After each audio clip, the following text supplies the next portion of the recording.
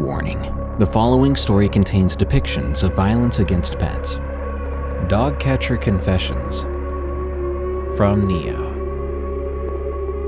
I've been a dog catcher for about 15 years. And let me tell you, this job isn't always as simple as chasing after lost puppies. I've seen some stuff that still gives me the creeps when I think about it. I've got two stories for you. Both happened within a few months of each other, about 5 years into my career. By then, I honestly thought I'd seen it all, but I was very wrong. The first incident happened on a crisp autumn evening in a ritzy neighborhood on the outskirts of town. You know the type: big houses and manicured lawns. The kind of place where a stray dog is more scandalous than a cheating spouse. We'd been getting calls for a few days about a sickly-looking dog roaming the area. The residents there were getting all worked up, worried it might be rabid or dangerous. So, being the dedicated public servant I am, I headed out there just as the sun was setting.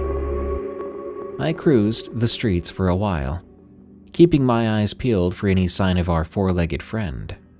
Just as I was about to call it a night, I spotted something out of the corner of my eye. A flash of mangy fur. I got a good look at it before it disappeared around a corner at the edge of a wooded area. Matted brown fur, all scruffy from fights, and covered in dirt. For a brief moment I thought it'd be pretty cute if someone got it all cleaned up and the help it needed, especially with that completely white left ear. "Gotcha," I muttered, pulling my van over and grabbing my catch pole. I followed the direction I'd seen the dog go, moving quietly so as to not spook it. The houses were thinning out here, with more trees and undergrowth between them. It was getting dark fast, and I was starting to regret not bringing a better flashlight. As I rounded the corner, my blood ran cold. There, not 20 feet in front of me, was the dog. I knew it was because it had the same white left ear, but something was terribly wrong. The dog was now lying on the ground, completely motionless, not breathing. And its head, good God, its head had been torn off. Not mauled, I mean, with no exaggeration, perfectly, cleanly separated from its body. Like someone had taken a laser to freaking slice it off. I had never seen anything like it in my life. I stood there, frozen in shock. My mind was desperately trying to make sense of what I was seeing, trying to find an explanation for how this happened. I approached it and touched its side, hesitantly. For God's sake, the dog's body was still warm. Whatever had done this had been here literally fractions of a second before I arrived. But that's impossible. I had just seen the dog run around the corner, alive and whole. And in the time it took me to follow, what? Someone cut its head off with surgical precision, then vanished? This was a medium-sized dog, maybe 50 to 60 pounds. No one was going to take its head off that quickly and cleanly. I listened closely, straining my ears for any noise, because I suddenly began to feel very, very creeped out. But there was nothing. Just the eerie, silent woods nearby, and a very quiet neighborhood behind me. My heart was pounding. I'd like to say I bravely investigated further, but the truth is, I ran. I ran right back to my van so fast. I fumbled with my keys too, but I got the heck out of there. I called it in, of course, I had to. But I didn't stick around to answer questions, not even to clean up the body. I don't think I could look at that poor dog again. My more experienced and aged colleagues said it was a coyote or a big cat, but they weren't about to convince me that a big cat or coyote could do that to an animal. I don't think any animal can make a cut that clean, that quickly on a 50 to 60 pound dog. I still drive by that neighborhood sometimes when work takes me that way. And every time I can't help but slow down near that wooded corner, half expecting to see something. I don't really know what. but anything that might explain what happened that night. I want to ask anyone reading or hearing this, what do you think happened? Because I'm completely lost for an explanation. Then again, it could be related to my next tale. The next incident happened just a few months after the first. By then, I'd somewhat managed to convince myself that I'd at least exaggerated the memory of the headless dog incident. But this next one was not getting explained away very easily. We'd been having issues with this pack of dogs roaming around one of the older suburbs. They'd been attacking people's pets, digging up gardens, that sort of thing. Nothing too unusual, but of course the residents were worried. If they would attack pets, they might attack people's children. So I was pulling some late shifts, trying to track down these troublemakers and put an end to the problem. It was about 1 a.m., and I was cruising slowly through the neighborhood, windows down despite the chill in the air. I figured I'd have a better chance of hearing the dogs before I saw them. As I turned onto a quiet cul-de-sac, I caught a glimpse of movement out of the corner of my eye. There in the shadows between two houses was a large dog-like shape. It was moving on all fours like a dog, but something seemed a bit off. It was much bigger than any dog I'd seen, for one thing, and its movements were strange, almost jerky, like a puppet being manipulated by an unskilled hand trying to replicate the movements of a dog. I killed the engine and the lights, not wanting to spook whatever it was. For a few minutes, I just sat there, watching. The creature, I hesitate to call it a dog even now, was sniffing around the base of a tall privacy fence, the kind people put up when they really don't want to see their neighbors. I was just about to get out of the van for a closer look when it happened. The thing stopped what it was doing and seemed to freeze for a moment.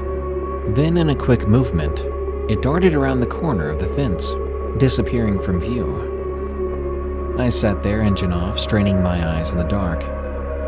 Part of me wanted to start the van and just leave, but curiosity got the better of me. I mean, what was that thing? It wasn't a normal dog, that much I was sure of. As I sat there debating whether to get out and investigate, something caught my eye that made my blood run cold. There, peeking over the top of the privacy fence, a good 6 or 7 feet high, mind you, was a head. Not a human head, but not quite a dog's either. It was just wrong somehow in a way I couldn't quite put my finger on, and it was staring right at me. That thing I'd seen crawling around, that was its head. How in the world it managed to reach all the way up there to look at me, I had no idea. I couldn't make its features out in the darkness, but I could feel its gaze locked onto me.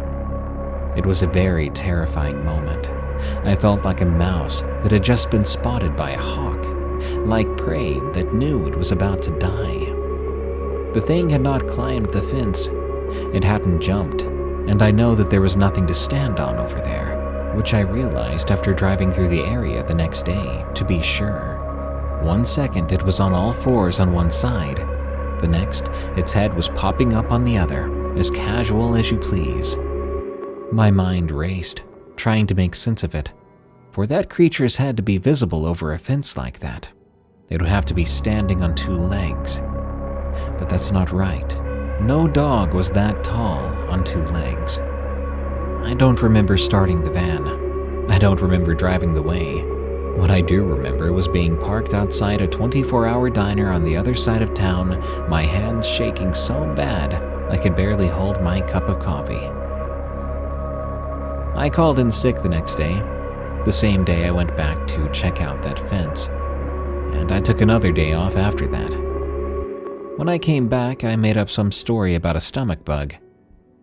I never reported what I saw. It didn't seem right to report something that weird. These days, whenever I'm driving around at night and I pass a privacy fence, I can't help but glance up, half expecting to see a pair of eyes peering over it at the top, looking right back at me. So far, it hasn't happened, but I always drive a little faster, just in case. I've got more creepy and weird stories from my dog-catching years. If you want to hear more, let me know. I'll try to find time to write them down. The Silent Watcher. From Grandiose Retiree. I used to be a middle school teacher. The scariest thing that ever happened to me happened at the Grand Canyon. And it wasn't something that happened to me directly, but to one of my students. It's a long and traumatic story, and to be forward and clear with you, I'm not sure I understand everything that happened. But here goes, and by the way, names will be changed for the sake of privacy. Over a decade ago, I organized a field trip to the Grand Canyon for my 7th grade class. It was supposed to be a fun, educational experience, a chance for the kids to learn about geology, ecology, and Native American history while bonding as a group. We'd been planning it for months. Everyone was excited about it. There were about 30 students in attendance, myself and 3 other chaperones. Most of the kids were your typical energetic 12 to 13-year-olds, chattering away as we hiked the trails and took in the breathtaking views. But there was one student, Kyle, who stood out to me from the start. Kyle was always a quiet kid, a bit of a loner. He didn't have many friends, and he usually kept to himself during class. But he seemed genuinely excited about this trip, in his own reserved way. I noticed at one point him hanging back from the group a bit, but he was clearly taking everything in. His eyes were wide as he stared out at the canyon. The first day was great. We did some easier hikes, learning about rock layers, and we even got to try out some hands-on archaeology activities. That night, we set up camp in a designated area, and the kids had a blast, roasting marshmallows and telling some ghost stories around the campfire. It was on the second day that things started to get strange. We were about halfway through a morning hike when Kyle approached me. He looked uneasy. He was fidgeting with the straps of his backpack, and he kept glancing over his shoulder. "Mr. Johnson," he said in a low voice, "I think someone's watching us." I'll admit, I didn't take him too seriously at first. Kids that age can have very active imaginations, and some of the more insecure ones can be very paranoid about strangers, especially in a place as awe-inspiring and slightly eerie as the Grand Canyon. "What do you mean, Kyle?" I asked, trying to sound concerned but not overly alarmed. He hesitated, then said, "There's a man in a dark jacket. He's been following us since we started the hike. I keep seeing him behind rocks or trees." I looked around, but I didn't see anyone matching that description. Just our group and a few other tourists in the distance. "Are you sure it's not just another hiker?" I suggested, gently. Kyle shook his head. "No, he's different. He's always watching us, and I don't think he has a face." Though the last part was odd, I'd be lying if I said it didn't send chills down my spine. But I reminded myself that Kyle was probably letting his imagination run wild. Maybe the ghost stories from before had gotten to him. Or maybe he was feeling a bit homesick or anxious about being away from home. I placed a reassuring hand on his shoulder. "Kyle, I promise you, we're perfectly safe here. There are rangers all over the park, and we've got our whole group. But if it makes you feel better, I'll keep an eye out for you, okay?" He nodded, but I could tell he wasn't convinced. As we continued the hike, I noticed Kyle growing more and more agitated, looking even more frequently over his shoulder. A couple of times I caught him staring intently at seemingly empty spots along the trail. By lunchtime, Kyle's behavior was starting to worry me. He barely touched his food and jumped at every little sound. I pulled him aside after we ate. "Kyle, what's going on? You seem really upset." His eyes were wide and frightened. "He's still following us, Mr. Johnson. I saw him 3 times since last we talked. Why can't anyone else see him?" I looked around again, still seeing nothing out of the ordinary. "Kyle, I promise you there's no one following us. Maybe you're just tired from all the hiking. Do you need to rest for a bit?" He shook his head violently. "You don't believe me. No one ever believes me." The desperation in his voice made my heart ache. I knelt down to his level. "Kyle, I believe you're seeing something. I just don't think it's what you think it is. You see, sometimes our minds can play tricks on us, especially when we're in new places." Kyle's face crumpled, and for a moment I thought he was going to cry. But then he just turned away and trudged back to the group. For the rest of the afternoon, I kept a close eye on Kyle. He grew increasingly withdrawn, barely responding when his classmates tried to engage with him. I also made a point of scanning our surroundings regularly, but I never saw any sign of the man Kyle described. As we set up camp that evening, I pulled aside Mrs. Reeves, one of our chaperones, and filled her in on the situation. We agreed to keep a closer watch on Kyle and to make sure one of us was always nearby. After dinner, we let the kids have some free time before bed. Most of them sat around the campfire, laughing and chatting, but Kyle was nowhere to be seen. At first, I wasn't too worried. Kyle was the type who often needed some alone time, and I figured he might have just wandered off a little to decompress. But as the minutes ticked by, and there was still no sign of him, a knot of dread and guilt began to form in my stomach. I did a head count. Everyone was there, save for Kyle. I tried to stay calm as I announced to the group that Kyle was missing. Mrs. Reeves and I organized a search, keeping most of the kids at the campsite, while we and the other 2 chaperones, along with a few of the older students, began combing the immediate area. We called Kyle's name, checked behind every boulder and bush, but there was no trace.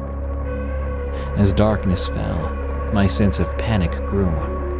The Grand Canyon can be a very dangerous place, especially after dark. There are steep drops that can be difficult to see, wild animals, and it's very easy to get lost if you wander off the marked trails. After an hour of fruitless searching, I had to make the call I'd been dreading to make. I contacted the park rangers to report Kyle missing. The next few hours were a blur of activity. Rangers arrived with search dogs and better equipment. They questioned all of us about when we'd last seen Kyle and what he had been wearing. I also told them about his strange behavior earlier in the day, telling them about what he said, about the man he claimed to see. They took down all the information, but I could tell they were more focused on the possibility that Kyle had simply wandered off and gotten lost somewhere. As the search stretched into the night, I stayed at our campsite with most of the students. They were scared and confused, and I did my best to reassure them while my own mind raced with horrible possibilities. It was well past midnight when one of the rangers radioed in. They'd found Kyle. The relief I felt was overwhelming, but it was short-lived. The ranger's voice was tense as he gave us the bare details. Kyle had been found unconscious at an abandoned campsite several miles from where we were staying. He was alive, but unresponsive. They were airlifting him to a hospital in Flagstaff. I wanted to go with Kyle, but I couldn't leave the rest of the students. As the rangers rushed off to meet the helicopter, one of them pulled me aside and told me something that made my blood run cold. "There's something else. he said in a low voice. "When we found the boy, there were strange marks on his neck. Symbols of some kind. Not sure what they mean. I wanted to ask if he had done that himself before he left." No, sir, he didn't. There were no markings on his neck the last time I saw him." I felt as if the ground had dropped out from under me. All I could think about was Kyle insisting that someone had been following us, watching us. Was he right the entire time? The rest of the night passed by in a haze of worry and confusion. I had to contact Kyle's parents, deal with the other students' questions and fears, try to make sense of what had happened. But my mind kept circling back to those symbols the ranger had mentioned. What were they? Who had put them there? What did they look like? The next morning, we had to make the difficult decision to cut the trip short. The other students were too shaken up to continue, and frankly, so was I. As we packed up camp and prepared to leave, I could not shake the feeling that we were being watched. I kept thinking about what Kyle had said, about this man who didn't have a face. Was that last part just his imagination? Or was that truthful too? Had he seen something the rest of us missed?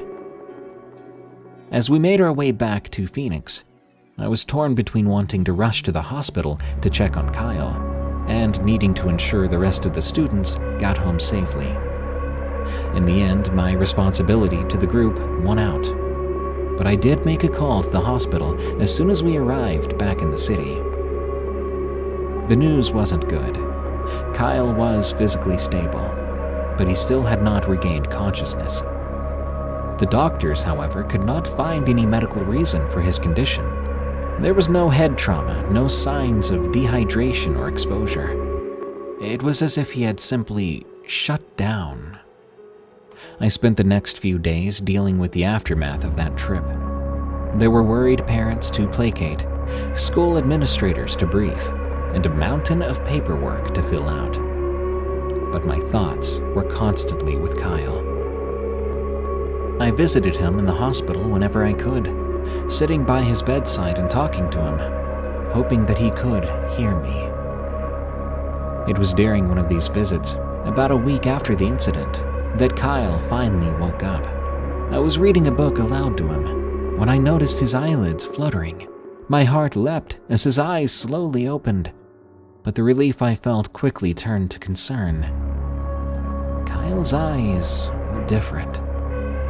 That spark of curiosity that had always been there before, even behind his quiet demeanor, was gone. In its place was a dull, empty look that sent a chill through me.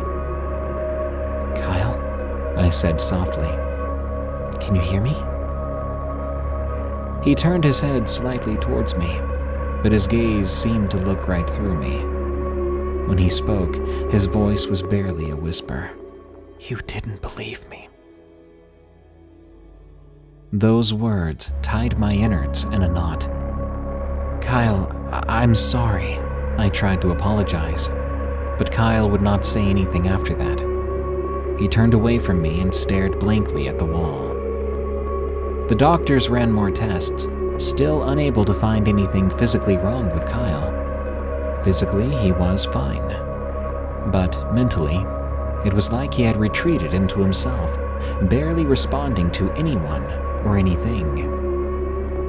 I tried to get Kyle to talk about what happened in the canyon, but he would either ignore me completely or become agitated, sometimes even violent. As the days turned into weeks, Kyle showed no signs of improvement. His parents were devastated, and I was consumed by guilt.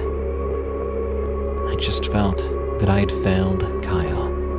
That if I had just believed him when he first came to me, maybe none of this would have happened. Maybe it was the guilt, maybe it was the curiosity, but I found myself nearly obsessed with trying to figure out what had happened to Kyle in the canyon. I pored over maps of the area where he'd been found, researched local legends and folklore, even reached out to some of the Native American tribes in the region to see if they knew anything about the symbols that had reportedly been found on Kyle's neck. But everywhere I turned, I hit dead ends. The park rangers told me they had no record of any similar incidents. The local tribes were either unwilling to talk about it, or genuinely had no idea what I was talking about. And the symbols themselves? No one would tell me what they meant, where they came from, or what they looked like. As the weeks stretched into months, Kyle's condition didn't improve. If anything, he seemed to be retreating further into himself. His parents, at a loss for what to do, eventually decided to take him home and care for him there. Kyle stopped coming to school altogether. I would check in with his parents from time to time, but the news was always the same. Kyle would rarely leave his room, barely ate, and almost never spoke. The incident in the canyon had effectively ended Kyle's childhood. The bright, curious boy I knew was gone, replaced by a shell of a person who seemed to be constantly scared of something the rest of us couldn't see, and also racked with anger that we didn't believe him. I tried to move on with my life, to focus on my other students and my teaching, but the guilt just ate and ate away at me. On a few occasions, I woke up in the middle of the night, drenched in sweat, my stomach all knotted up again with anxiety and guilt. During class, I would sometimes catch myself staring out the window, half expecting to see a man in a dark jacket watching from across the street.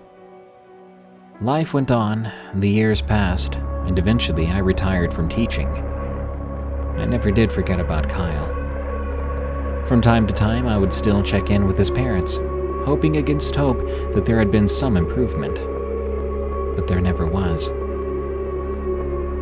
About a month ago, I received the news I'd been dreading for years. Kyle had killed himself. The details were sparse, but apparently he had become increasingly agitated in the days leading up to his death. His parents said he kept insisting that he was watching, and that no one believes him. They had no idea what Kyle was talking about.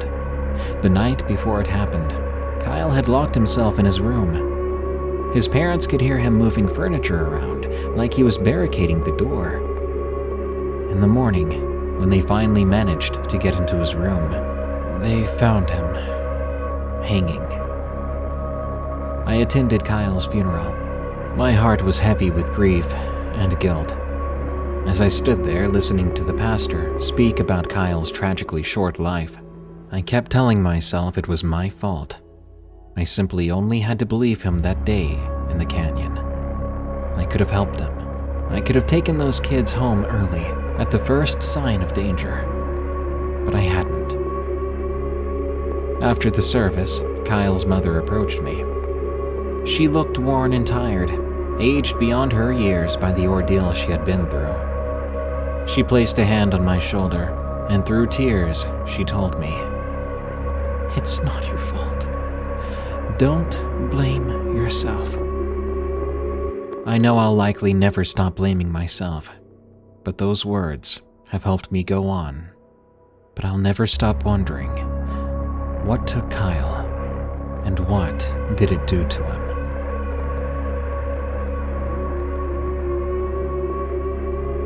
I was corrected by a ghost. From Owlfoot. This story took place in 2001. I was 19, working at a small family-owned hotel in the rural parts of northern Sweden. Yes, I'm a Swede, when this all happened.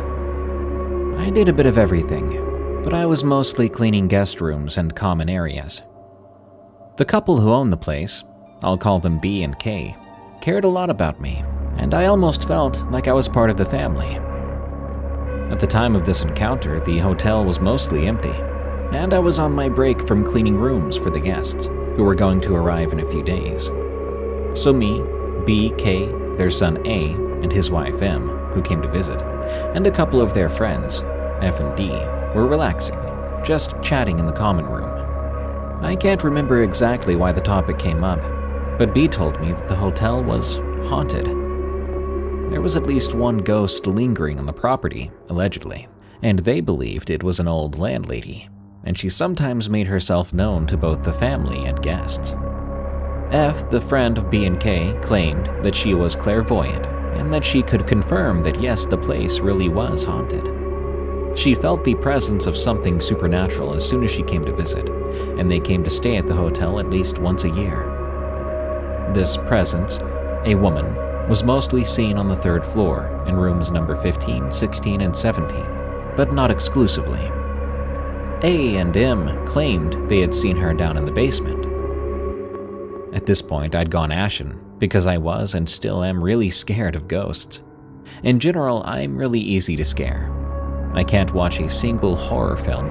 I wouldn't watch one even if I got paid to do it. And just the thought of seeing something supernatural filled me with dread. I would probably jump right out of my skin if I saw something like that. It didn't matter that everyone in the room, when seeing my face, promised me that the woman was friendly. B said the woman was even helpful at times. That when B was cleaning rooms for guests, sometimes the ghost would correct her if she made a mistake.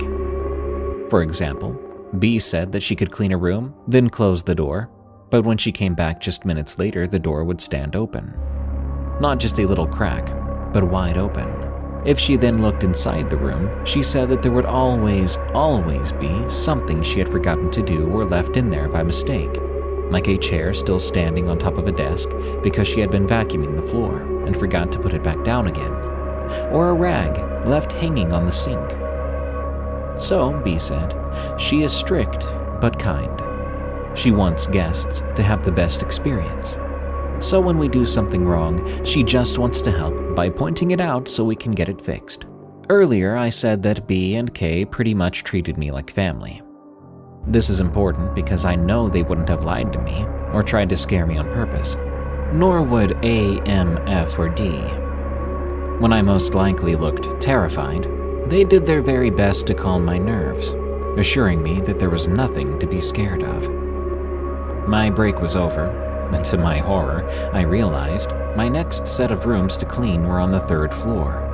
The third and second floor were empty of guests, so I was all alone up there. B and K were down in the lobby. A and M had left and F and D were outside enjoying the summer day. So, all alone. On the third floor, there was also a small bathroom with a toilet, a sink, and a shower. And I decided to clean that first, trying to work up some courage before moving on to the dreaded numbers 15, 16, and 17. Thankfully, I didn't feel or see anything weird in those rooms, but I was still on edge, meaning that I picked up on every sound on that floor, but I couldn't hear anything, nothing, and the house was old, so if anyone was walking around outside in the corridor, I would have heard it.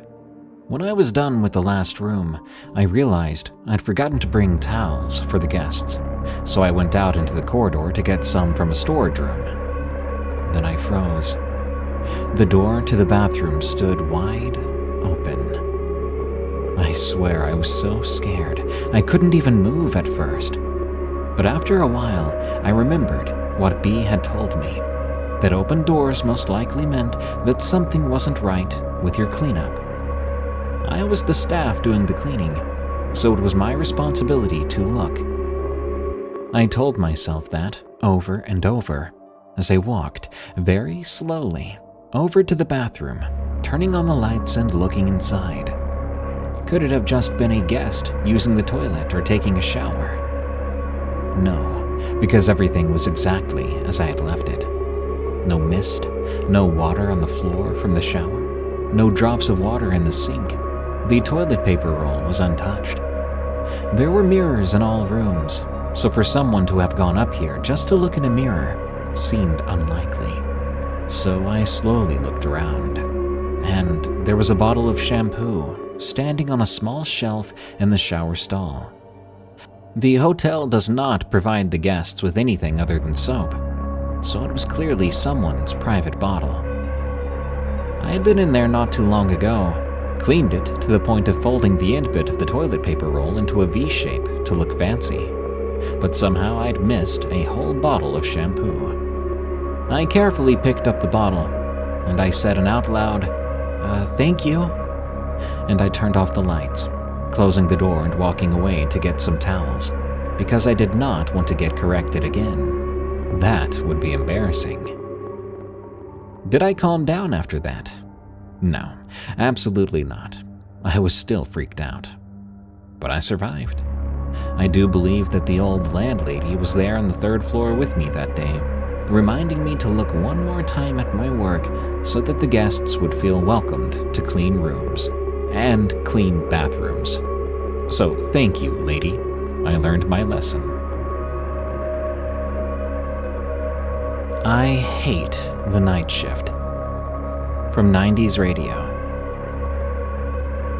I've worked a lot of jobs in my life, but none of them left me as shaken as my time managing the night shift at McDonald's.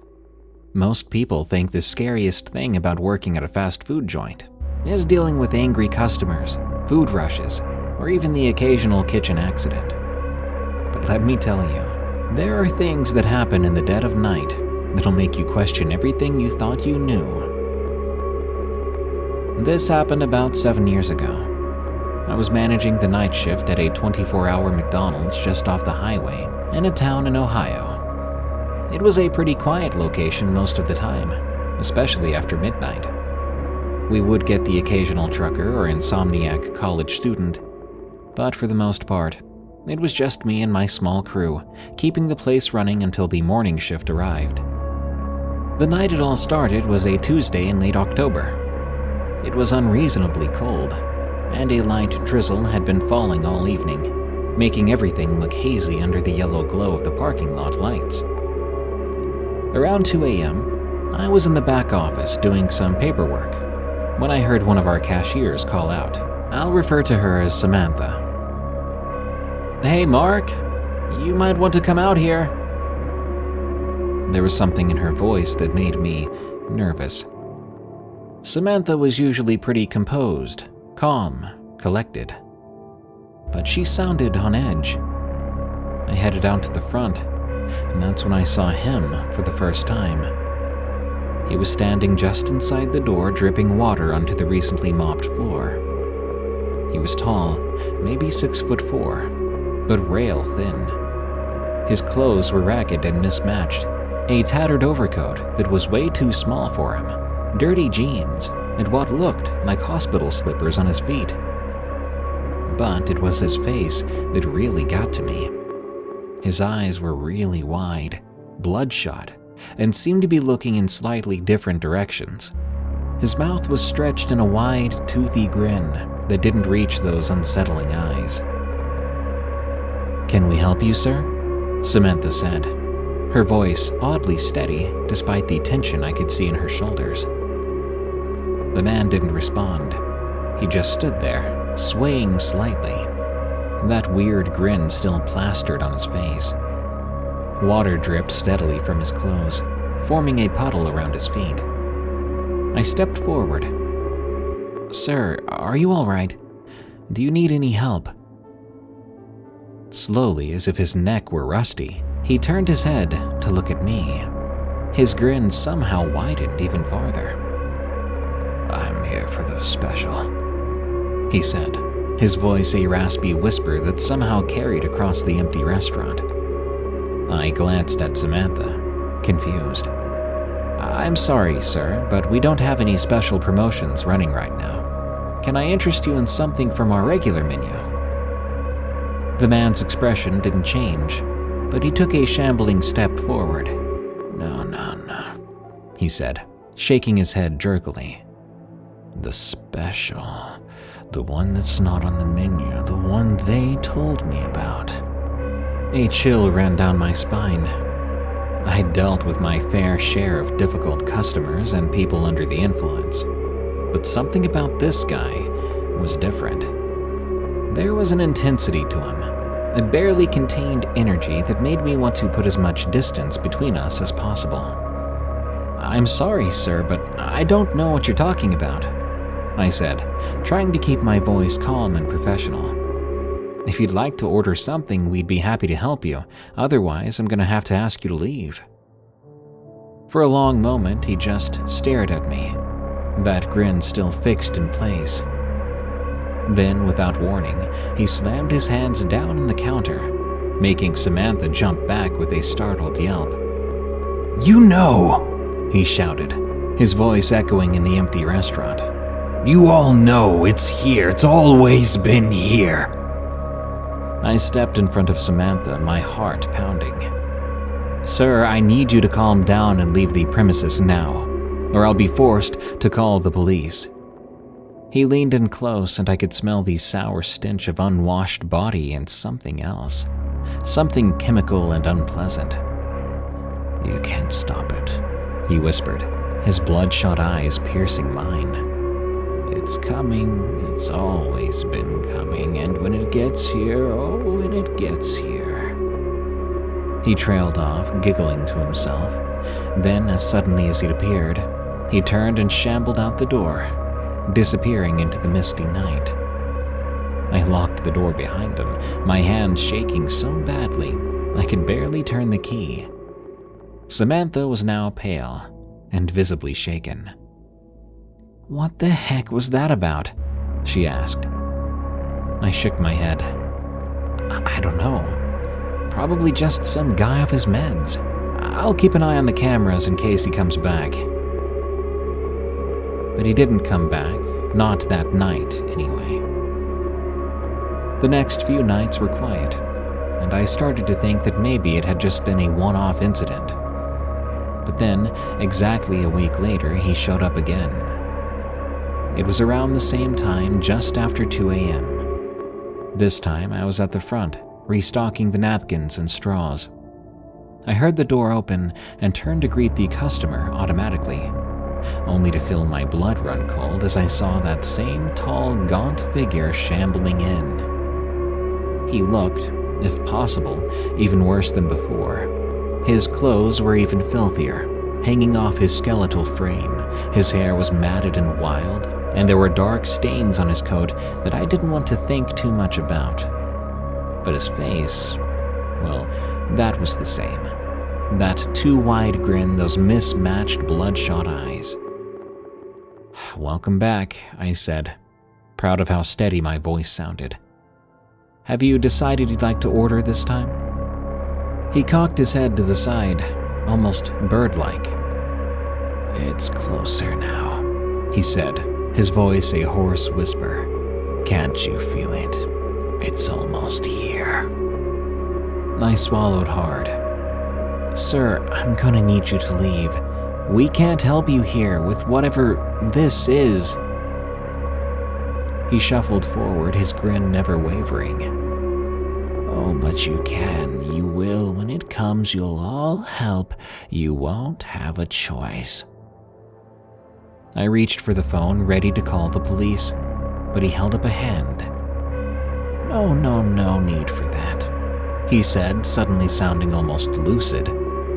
"I'm going, but I'll be back. When it's time, I'll be back." And just like that, he turned and left, disappearing once again into the night. This pattern continued for weeks. Every Tuesday night, like clockwork, he would show up. Sometimes he would just stand there, grinning and swaying. Other times he'd rant about the special or how it was getting closer, and each time he looked worse. Thinner, dirtier, more unhinged, if that was even possible. I tried everything I could think of. I did call the police, but by the time they arrived, he was always long gone. I reached out to local homeless shelters and mental health facilities, but no one recognized my description of him. I considered quitting by that point, but something kept me there. I guess it was a sense of responsibility to my staff, not to mention the job market wasn't the best at the moment. It all came to a head on a bitterly cold night in December. It was snowing heavily, and I remember thinking that surely he would not show up in this kind of weather. But at 2 a.m., right on schedule, the door opened. He looked different. His clothes were the same ragged mess, but his face had changed. The manic grin was gone, replaced by an expression of eerie calm. His eyes, for once, were focused and clear. "It's here," he said softly as he approached the counter. I felt a surge of frustration and fear. "What's here? What the heck have you been talking about all this time? Why do you keep harassing my staff?" He reached into his coat, and for one terrifying moment, I thought he was about to pull out a weapon. Instead, he produced a crumpled, stained piece of paper. "The special," he said, smoothing out the paper on the counter. With trembling hands, I picked it up. It was an old McDonald's flyer, so faded and water-damaged that I could barely make out the text. But written on it, with what appeared to be black marker or Sharpie, was 2:05 a.m. I looked up at him confused. "I don't get it. What is this?" His calm expression cracked, that familiar manic grin spreading across his face once more. He looked over at the nearby clock in such a way I could tell that he wanted me to look too. I looked over. 2:04, only a few seconds away from 2:05. Before I could say anything else, I looked back at the man, and he began to convulse right there on the spot and collapse on the floor. He kept saying, "It's here. It's here." Staring at the clock, I called 911, and I don't know why, but when I glanced at the clock again, it read 2:05. I'll remember that for the rest of my life. By the time the paramedics showed up, the man was dead. The official report said he died of hypothermia and malnutrition, exacerbated by some kind of psychotic episode. My first thought was that some crazed man had taken some drugs to make sure he died at 2:05, just like he'd written down on that flyer. But after hearing the report, how they found no trace of anything unusual in his system, I was dumbfounded and freaked out. Had this man known the exact minute he would die and decided to make us join him to watch? I quit my job at McDonald's the next day. I couldn't bear to be in that restaurant anymore, couldn't shake the memory of that man's wild eyes, cryptic warnings, and disturbing final moments. I don't even eat at McDonald's anymore. Just reminds me of what happened that night, makes me feel gross and sick. It was the creepiest and weirdest experience I've ever had.